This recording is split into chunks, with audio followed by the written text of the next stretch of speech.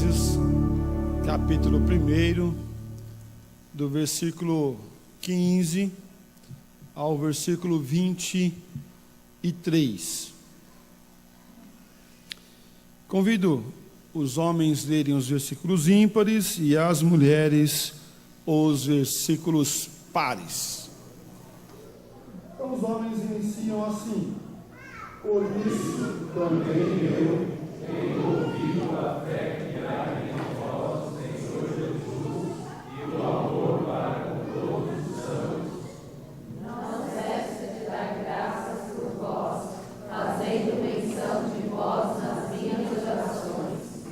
Para que o Deus de nosso Senhor Jesus Cristo, o Pai da glória, vos conceda espírito de sabedoria e de revelação no pleno conhecimento dele. Iluminados os olhos do vosso coração, para saberdes qual é a esperança do seu chamamento, qual a riqueza da glória da sua herança nos santos. E qual a soberana grandeza do seu poder para com os que cremos, segundo a eficácia da força do seu poder. O qual exerceu ele em Cristo, ressuscitando-o dentre os mortos e fazendo-o sentar à sua direita nos lugares celestiais. Acima de todo principado e potestade e poder e domínio e de todo nome que se possa referir, não só no presente século, mas também no vindouro. E pôs todas as coisas debaixo dos pés, e para ser cabeça sobre todas as coisas, o deu à igreja. A qual é o seu corpo, a plenitude daquele que a tudo enche em todas as coisas. Amém. Queridos, que palavra que mexe com a gente, né? Que palavra que mexe com a gente. Primeiro, sobre essa palavra, sobre esse texto, o apóstolo Paulo está fazendo uma oração.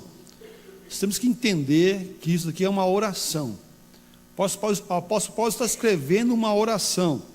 Talvez lá no teu celular, lá na mensagem de texto, alguém possa pedir uma oração para você, e você possa ali orar até escrevendo uma oração: Senhor Deus, peço que o Senhor esteja derramando graça sobre a vida do irmão, da irmã. E eu já fiz isso algumas vezes a gente liga, conversa, fala, ora, manda um recado, uma oração em áudio, né? E também aquece o coração das pessoas, o qual essa oração chega também. Também é plausível isso, mas isso não é novo, né? Isso já é antigo. O apóstolo Paulo já tinha escrito aos nossos irmãos em Éfeso essa oração aqui. E ele está retratando não apenas o que ele gostaria que a igreja tivesse, não é esse sentido que ele está manifestando aqui. Ele está orando o que ele gostaria que a igreja visse que eles tinham já. Que eles tinham, não apenas orando para que haja amor, para que a graça se manifeste, para que a fé seja abundante no meio deles, que a graça de Deus seja clara no meio deles, que esse meio de gratidão que o apóstolo Paulo tem ao retratar nesse texto, que o espírito de sabedoria, de revelação esteja no meio deles. Não, pelo contrário, ele está orando aqui já mencionando aquilo que eles já tinham. Aquilo que eles já tinham e que ele gostaria que aquela igreja visse que isso já estava no meio deles. Que bênção, meus queridos, é você ser aberto os teus olhos, abrir os seus olhos para aquilo que você já tem. Você não precisa pedir aquilo já está em volta de você, já está perto de você. E agora você tem condições de olhar e ver, e sentir, e ver que aquilo está mais perto do que você imaginava. Né? É que nem procurar coisas aonde a esposa ou a mãe guardou, né? Aonde está? Tá ali. Aí você vai lá, procura e não acha. Não estou achando. E aí a mulher vai lá, a esposa vai lá, ou a mãe vai lá, o que ela faz? Acha na hora. Parece que tem um GPS, né? Onde estão as coisas? Vai lá e acha. O apóstolo Paulo está falando isso para eles. Olha, está aqui.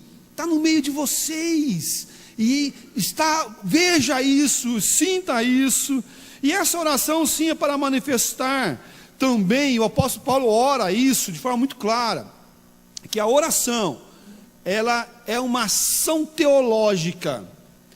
Se você tiver que anotar uma frase, anota isso daí. A oração é uma ação teológica. A oração é uma ação teológica. Uma teologia fraca, você vai ter uma oração fraca. Uma teologia forte, você vai ter uma oração forte. Os pentecostais e neopentecostais acham que teologia não tem nada a ver com oração. Pelo contrário, o apóstolo Paulo vai ter várias orações com um punho teológico fortíssimo, como essa oração. Como essa oração. Ele manifesta a vontade do Senhor Deus, mostra aos irmãos de Éfeso a fé, o amor uns pelos outros, a preocupação e a natureza das coisas, da essência de Deus que está no meio deles, e ele está mostrando aqui a importância de sempre ter em mente a fé viva e verdadeira no meio deles. Ele tem esse intuito nessa oração de mostrar aquilo que eles já têm. O apóstolo Paulo não está pedindo que nós venhamos nos afastar, ou pelo contrário, está pedindo que nós venhamos nos unir e nos fortalecer com Ele para orarmos, assim como os nossos irmãos em Éfeso estavam recebendo essa oração, também nós devemos receber essa oração e ver quantas verdades Deus tem para nossas vidas. Nessa oração, a primeira verdade é a fé e o amor. A primeira verdade aqui que o apóstolo Paulo está manifestando para a vida daqueles irmãos é a fé e o amor. Veja o versículo 15. Por isso também eu, tendo ouvido a fé que há entre vós no Senhor Jesus, e o amor para com todos os santos, o apóstolo Paulo, nós temos que lembrar, ele estava preso nessa época. Ele estava preso, ele estava num calabouço, afastado de tudo e de todos, mas ele estava ouvindo lá da sua prisão a fé e o amor que eles tinham uns pelos outros. A fé e o amor. É importante ressaltar que o apóstolo Paulo tinha passado 2 anos com essa igreja ensinando eles. Imagina passar 2 anos do lado do apóstolo Paulo bebendo ali da teologia dele, do ensinamento dele. Eles tinham passado 2 anos ali do lado do apóstolo Paulo. E agora ele já estava 5 anos longe. 5 anos longe. Mas é interessante aqui que ele fala: eu estou ouvindo da fé e do amor que vocês têm. A fé e o amor que vocês têm. Nós não estamos falando apenas daquilo que está ali, mas daquilo que está sendo mostrado e vivido ali, chegando para ele nos dias que ele estava vivendo. Devemos agir em relação a Deus em fé, em relação ao próximo em amor. Devemos agir em Deus em relação à fé, mas agir ao nosso irmão em relação ao amor. A fé nos leva a Deus e nos leva à comunhão com Deus, mas o amor nos aproxima das pessoas. É o amor que nos leva ao convívio, ao abraço, ao aconchego, ao nos fortalecermos uns com os outros. É o amor que nos guarda e nos fortalece para continuarmos a jornada todos os dias. Devemos sim agir com a fé ao nosso Deus, e é o Deus que nos nutre o nosso coração com fé, para que essa fé não venha diminuir, pelo contrário, venha aumentar. Mas essa fé aumenta com a prática do Evangelho, com a prática da ação do Evangelho. Toda a ação rumo ao Senhor, aqui, subindo ao Senhor, vai ter uma ação aqui, na minha relação com os meus irmãos. A minha ação é íntima, e o apóstolo Paulo estava ouvindo sobre a fé que eles tinham e o amor que eles tinham uns para com os outros. Como é gostoso ouvir que um lugar é acessível, é gostoso, é bom chegar lá, você se sente bem ali. Mas como é triste também ir para algum lugar que você não sente amor, que você não sente paz, que você não sente o cuidado divino. Uma certa feita eu fui a uma igreja, E na cidade de Campinas, fui a uma igreja, eu e minha esposa, entramos, saímos. O único que pegou a nossa mão foi o diácono que estava na porta, isso porque a gente foi ao encontro dele, e saímos de lá e ninguém nos perguntou nem o nosso nome. Parece que nós éramos apenas uma mobília que estava ali muito antiga ainda. Que triste ver que lugares frios não aquecem o coração, não mostram o amor de Deus. E aqui estava acontecendo isso na vida daquela igreja. O amor de Deus estava sendo visto pelas pessoas. O amor de Deus estava sendo manifesto através da fé que eles tinham. E essa fé praticada estava na vida das pessoas. A fé pode aumentar e diminuir. Quando ela fica fraca, é uma oportunidade para se fortalecer.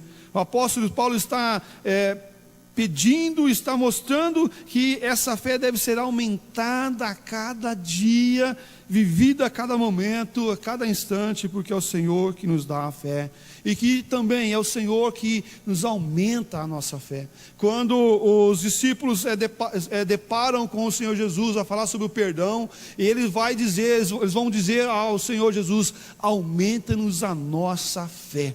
Aumenta-nos a nossa fé.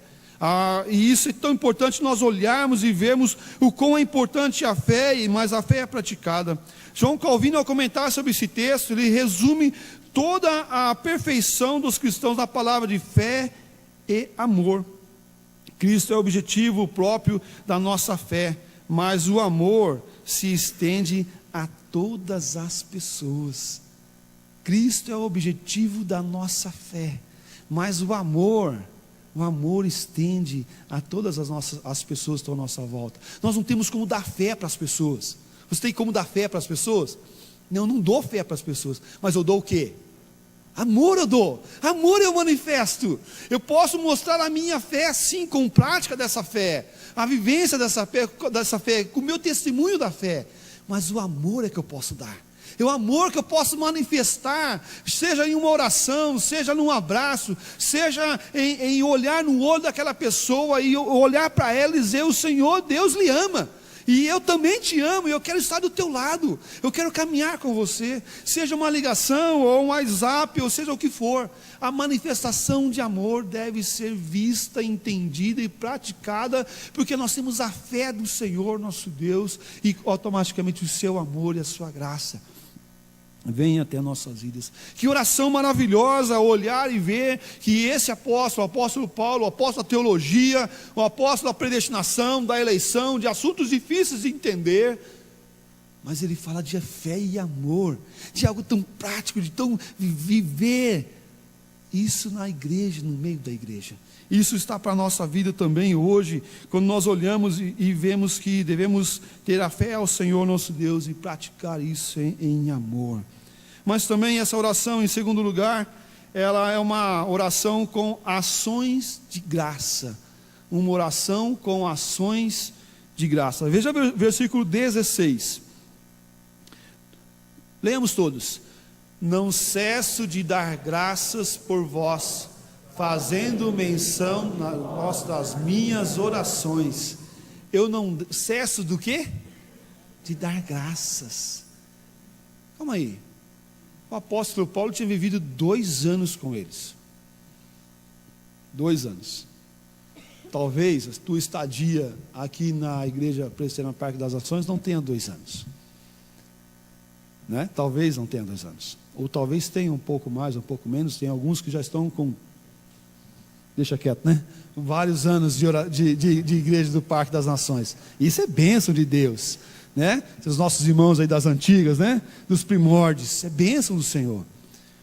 Mas você que está com 2 anos, 2 anos e pouco, 1 ano e pouco, talvez você não viu ainda todos os dilemas da igreja. Talvez você não viu todos os dilemas da igreja ainda. Mas tem os seus dilemas. Os nossos irmãos estão chegando, saiba que tem os dilemas aqui na igreja. Quem está mais tempo sabe mais. Quem está menos tempo sabe menos. Mas o apóstolo Paulo tinha vivido 2 anos, todos os dias, ensinando as Escrituras para aquele povo. O apóstolo Paulo sabia, e viver 2 anos lá é diferente de viver 2 anos agora, porque ele vivia dia a dia que aqueles irmãos ensinando as Escrituras. ensinando as Escrituras para ele. Ele estava do lado deles, constantemente. Mas ele fala assim: eu dou graças a Deus pelas vossas vidas, eu louvo ao Senhor pelas vossas vidas, eu não cesso de dar graças a Deus por vocês. Meus queridos, ele poderia dizer: eu sei dos problemas que vocês têm, eu sei dos dilemas que vocês vivem, eu sei das dificuldades e do pecado que tem no meio de vocês, porque eu conheço vocês de perto, eu andei 2 anos com vocês, eu sei das lutas que vocês vivem. Não, pelo contrário, ele fala: eu não cesso de dar o quê? Graças, eu não cesso de dar graças. Você sabe por quê? Porque até as coisas ruins, até os nossos defeitos, nos servem para nos aproximar de Deus, nos servem para nós nos achegarmos diante do Senhor, porque Ele nos envergonha sim, Ele vai nos envergonhar, mas esse espinho na nossa carne vai nos aproximar do Senhor, para dizer: Senhor, me ajuda, porque eu preciso do meu irmão para viver junto com o Senhor, louvar e glorificar o Senhor nosso Deus. O apóstolo Paulo era o que? Um prisioneiro, e ele estava orando pela igreja.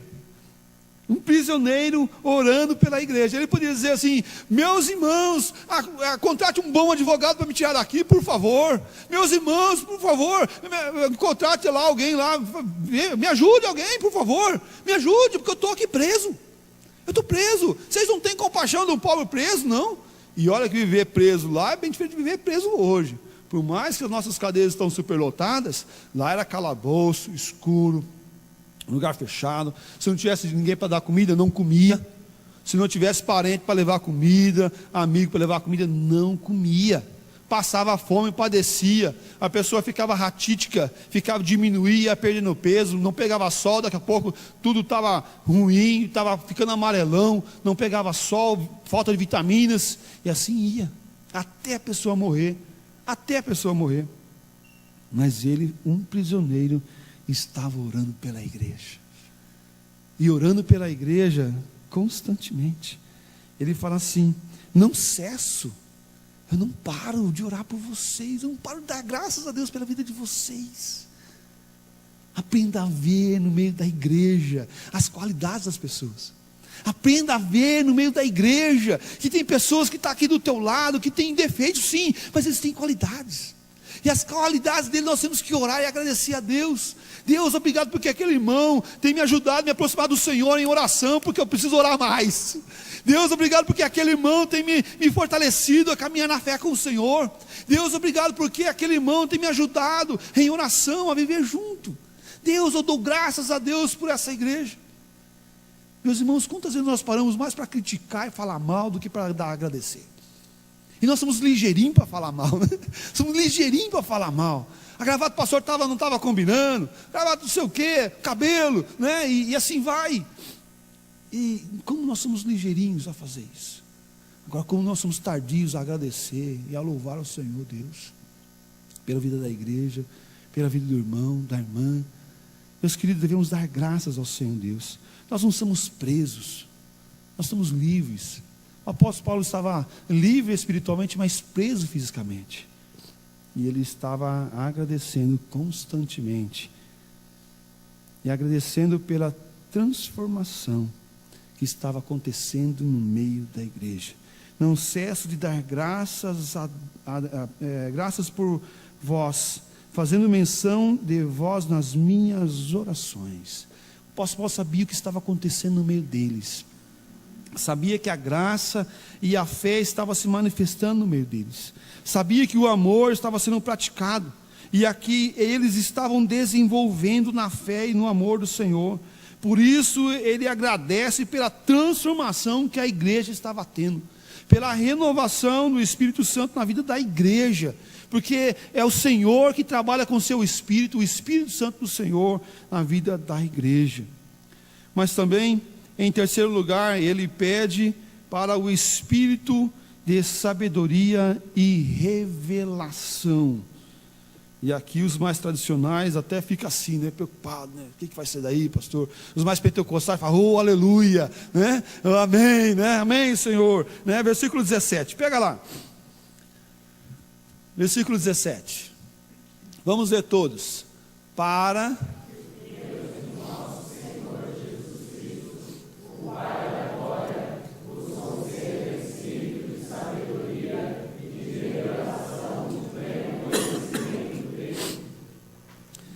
para que o Deus de nosso Senhor Jesus Cristo, o Pai da glória, vos conceda espírito de sabedoria e de revelação no pleno conhecimento de Deus. Deixa aí, não tira não. Olha que interessante, nós aprendemos, que na terceira linha, está vendo ali, conceda espírito de sabedoria.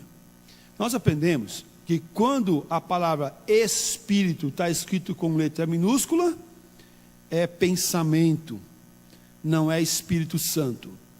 E quando está com letra maiúscula, é o Espírito Santo de Deus, certo? Ok? Aprendemos isso. Mas acontece, contudo, contanto, porém, que no grego, nós não tem maiúsculo e minúscula. No grego não tem maiúsculo e minúscula. Sabe como que o escritor vai identificar isso? Com o contexto, com a interpretação dada. E aqui, ele interpretou que esse espírito está com letra minúscula, como pensamento. A palavra usada aí é pneuma. A palavra usada é pneuma. E os comentaristas, eles não fecham num pensamento tão claro sobre que espírito, se é o Espírito Santo de Deus, ou se é o pensamento. Esse é o pensamento. A ideia de que alguns de nossos irmãos mais conhecidos, como o Hernandes, por exemplo, o reverendo Hernandes, ele trabalha com a ideia de pensamento. Já o reverendo Augusto Nicodemos trabalha com a ideia de Espírito Santo de Deus. E aqui, nesse momento, eu pendo para o lado do Espírito Santo. Porque se nós olharmos o contexto todo, a ideia toda posta aí, nós vamos observar que esse Espírito, ele traz sabedoria, ele traz revelação, e ele traz o pleno conhecimento de Deus. Essa é uma ação do Espírito Santo do Senhor nosso Deus, em nos revelar Deus, em nos convencer do pecado, do juízo, da justiça, em nos ajudar a interpretar as Escrituras, porque é através do Espírito Santo que nos é revelado todas as coisas. Nós devemos e podemos conhecer, sim, através do pensamento, mas quem nos convence o pensamento para termos uma intimidade com o Senhor, não são os meus pensamentos, é a ação do próprio Deus na minha vida e na tua vida. Por isso, esse Espírito do Senhor é o Espírito de sabedoria e revelação, que é o Espírito do próprio Deus em nossas vidas, para termos cheios do Espírito Santo, para sermos cheios do pneuma, da ação do Espírito Santo, que é poder e graça sobre a minha vida e a tua vida, porque essa é a ação. Quando Jesus sobe aos céus, ele fala: fica parado aí, não saia desse lugar, porque vai vir o meu Espírito, o Espírito de poder, sobre a vida de vocês, e quando ele vir, vocês vão ir para todos os lugares, até o confim da terra, pregando o Evangelho a toda a criatura. Meus queridos, e isso é a manifestação do poder de Deus. A mente natural não pode discernir as coisas espirituais. A mente, o pensamento natural, não discerne as coisas que são espirituais. O espiritual é espiritual, o que é carnal é carnal. O carnal nunca vai entender o que é espiritual. Talvez o teu amigo, o teu vizinho fale assim: nossa, você está indo para a igreja de novo? Né? Você está indo para a igreja de novo? Mas você não foi ontem à noite? Foi ontem à noite, o jantar dos casais estava uma delícia. Mas você não foi hoje de manhã? Foi na escola bíblica dominical, aprendi muita coisa. É agora de novo? É agora novamente, mais uma vez. Por quê? Porque a mente carnal não entende o que é espiritual. O que é espiritual, só os espirituais, aquele que tem o Espírito Santo do Senhor, pode entender, pode discernir, pode ver aquilo que é espiritual do Senhor nosso Deus. Não é uma questão de inteligência, mas de termos discernimento espiritual. Quantas pessoas tão pouco estudadas que você conhece, mas que conhece a Bíblia de uma certa forma, você fica olhando e fala: Jesus, que homem abençoado aquele ali que está falando, está cheio do Espírito Santo do Senhor, está repleto do poder e da glória do Senhor, está vivendo a palavra do Senhor, ele tem um discernimento espiritual do Senhor, porque ele tem o Espírito Santo do Senhor, e esse discernimento só tem quem tem o Espírito Santo. na sua vida. Necessitamos que Deus nos encha do seu Espírito Santo. Assim podemos olhar na mesma direção de Deus. Assim podemos olhar na mesma direção de Deus. E aqui não é um espírito de revelação que vai abaixar aqui alguma coisa, que vai dar algo extra e alguém vai levantar e vai dizer: assim diz o Senhor. Não, para. Porque aquilo que ele já disse aqui. Na palavra dele que enche o meu coração e o teu coração de esperança. A palavra do Senhor, ela é viva, ela é eficaz, ela é mais cortante do que a espada de dois gumes. E podemos ver que essa oração do apóstolo Paulo já mostrava aquilo que eles já tinham: o Espírito Santo de Deus na vida deles. E que agora ele estava rogando que esse Espírito Santo do Senhor viesse dar sabedoria e revelação plena de Deus na vida deles, para eles terem uma intimidade, crescer em amor, crescer em graça, crescer em intimidade com o Senhor, crescer na palavra e no conhecimento da palavra do Senhor Deus. Não há como um crente que tem o Espírito Santo do Senhor, que busca a leitura da palavra do Senhor, que ora diante do Senhor, a permanecer sem sabedoria e revelação do Senhor, aquilo que já está posto à nossa frente, para nós lermos, estudarmos e termos o entendimento claro da ação do próprio Deus sobre as nossas vidas e sobre os nossos corações.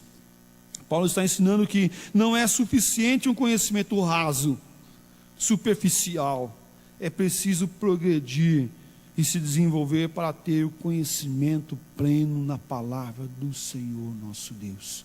Você que está vindo à igreja, você não precisa e não pode ficar apenas só vindo ou ouvindo a mensagem. Você tem que crescer nesse pleno conhecimento, nessa sabedoria do Senhor nosso Deus todos os dias. E isso não se dá vindo somente à igreja, mas se dá tendo o hábito de oração, hábito de leitura, hábito de estudo, desenvolvimento da fé e busca da santificação progressiva que o Senhor Deus dá a cada um de nós. Leamos 1 Coríntios capítulo 12, versículo 8 e versículo 12, 12, 8 e depois 2, 14. Leamos todos. Porque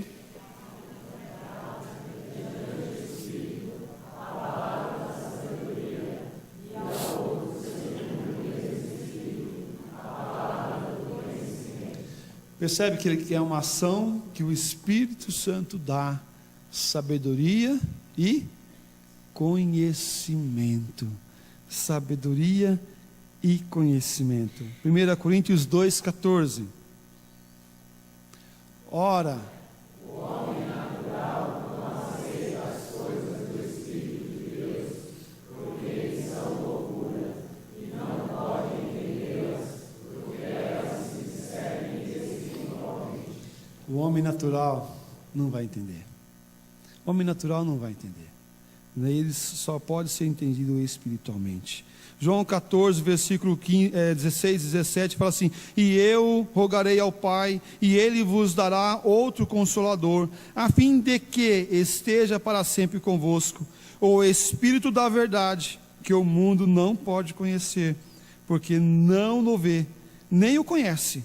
Vós o conheceis, porque Ele habita convosco e estará em vós. Aleluia, Senhor. Meus queridos, como é bom ver que esse Espírito do Senhor, Ele nos revela. Essa palavra revelação é interessante nós pensarmos sobre ela. É o ato de tornar conhecido, expor. Revelação é o ato de tornar conhecido, expor. Revelação é uma revelação de verdade, instrução. Uma revelação de verdade, instrução, concernente a coisa antes desconhecida. Você quer ver um exemplo disso? O exemplo disso é quando Deus, Ele abre o Santo dos Santos. O Santo dos Santos, o pessoal sabia o que tinha lá dentro, mas era desconhecido a eles. Quando o Senhor Deus rasga o Santo dos Santos, rasga o véu, Ele fez o quê? Ele fez conhecido todas as coisas. Ele mostrou tudo que está lá dentro, que nós já sabíamos que estava lá, mas nossos olhos não podiam ver. Agora nós temos livre acesso ao Senhor. Esse espírito de revelação que Ele está mostrando, Ele está falando para nós. Ele está falando do espírito de que nós agora vamos ter o conhecimento do Senhor. Aquilo que estava oculto aos olhos carnais, aos nossos olhos da forma natural, agora está diante do Senhor, para termos intimidade com Ele. Está diante de nós, para nós podermos abraçar o conhecimento que vem do Senhor, e diante do Senhor saber que esse Deus que enche o nosso coração e nos fortalece a cada tempo, podemos nos aproximar dEle e com clareza rogar a sua graça, o seu amor e o seu perdão. Conhecer a bondade do Senhor, é claro que enche o nosso coração de esperança, ilumina a nossa alma e nos traz a verdadeira compreensão da grandeza da nossa salvação. E aqui eu quero concluir, nos traz a compreensão da grandeza da nossa salvação. Você foi salvo, você foi remido pelo sangue do Cordeiro. O Senhor Deus lhe salvou, tirou das trevas e colocou na sua maravilhosa luz. Ele mudou o teu pensamento, tuas atitudes, e te abençoou com a salvação que você não poderia comprar. Vejamos o versículo 18, nosso texto base. Vemos: iluminados os olhos do vosso coração, para saberes qual é a esperança do seu chamamento, qual a riqueza da glória da sua herança nos santos. Olha que interessante a figura que o apóstolo Paulo traz agora aqui. Iluminado os olhos. Mas qual os olhos? Os olhos do coração. Os olhos do coração. Iluminado os olhos do coração. O apóstolo Paulo está mostrando uma figura de uma pessoa cega. O apóstolo Paulo está mostrando a figura de uma pessoa que não consegue enxergar, de um cego, que tem a sua visão totalmente perdida, e que agora é restaurada, e os seus olhos são abertos para que possam ver tudo o que está à sua volta. Da mesma forma ele fala: iluminado os olhos do vosso coração, para que o teu coração, os seus pensamentos e as suas emoções venham mudar de sentido e de posição. Esses olhos agora mudam porque é o Senhor que faz mudar. Esses olhos mudam não é porque eu fiz algo de bom, eu coloquei um bom remédio, eu procurei um bom doutor, mas porque o próprio Deus veio ao meu encontro, e agora, como Ele me encontra, Ele me traz luz, a luz que raia no meu coração para trazer o verdadeiro entendimento da grandeza do Senhor nosso Deus. Esse Deus que nos chama das trevas, que nos tira da podridão do pecado, esse Deus que mostra a sua graça através de Cristo Jesus, para mostrar e revelar a sua grandeza e o seu poder. Esse poder vem de Deus para nos salvar, e agora, quando os nossos olhos caem às vendas, nós podemos ver e enxergar quanto Deus é bom, o quanto Deus trabalha na minha vida e na sua vida, o quanto Deus pagou o alto preço para me salvar, te salvar, e Ele nos coloca como herança. E o final desse versículo ele vai trabalhar justo isso, qual a riqueza da glória da sua herança nos santos. Os santos somos nós, o povo de Deus, o povo que é separado do Senhor, e nós somos herança de Deus. Você não é qualquer coisa, você não é supervalorizado também. Não pensa que você é muita coisa, mas saiba que mesmo não sendo nada, você é herança de Deus. Olha só que interessante, mesmo você não sendo nada, não merecendo nada, você é herança de Deus. E isso é bom, sabe por quê? Porque é como se fosse aquele papelzinho tudo amassado que não tem valor nenhum. Mas o Senhor fala: isso aqui é meu, eu quero isso. Esse é meu, eu vou pagar um preço altíssimo por esse papel todo amassado, rasgado, todo sujo. E Ele dia vai ser, nós somos herança do Senhor. Mesmo nós todos somos falhos, pecadores, errantes, nós somos as meninas, os olhos do Senhor nosso Deus.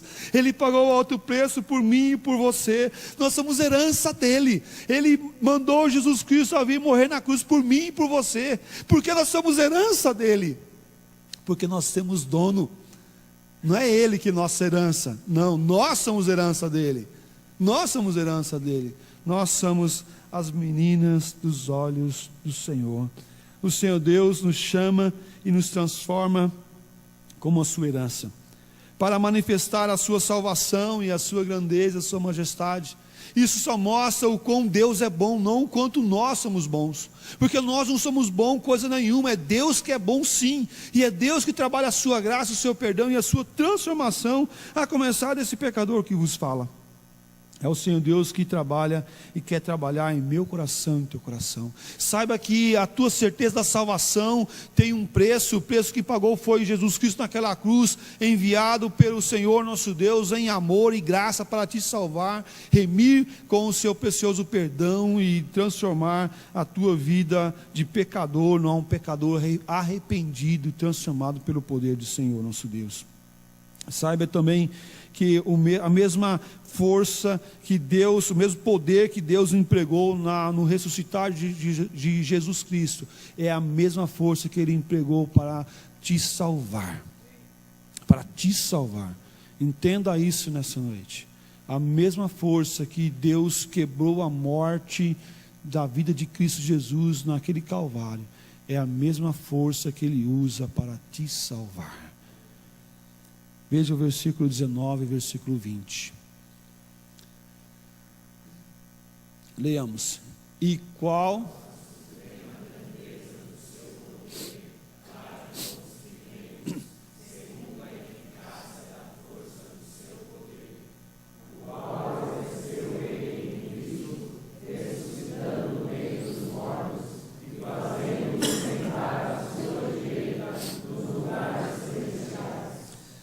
A força do poder de Deus em quem nós cremos foi exercida também na mesma força para ressuscitar Cristo dentre os mortos. É isso que o apóstolo Paulo está dizendo nesse texto que tanto mexe conosco. A mesma força que Deus usou para romper o poder da morte sobre Cristo Jesus, é a mesma força que Ele fez para te salvar, tirar você da podridão do pecado, tirar você da condição natural, te dar vida. E colocou Jesus Cristo sob o mais alto nome. Ele está sobre os céus e a terra, fazendo assentar à direita nos lugares celestiais. Não existe outro nome mais alto ou mais poderoso do que o nome do nosso Senhor Jesus Cristo, porque foi o próprio Pai que o glorificou. Assim como Ele ressuscitou, um dia nós iremos ressuscitar, porque somos propriedades do Senhor.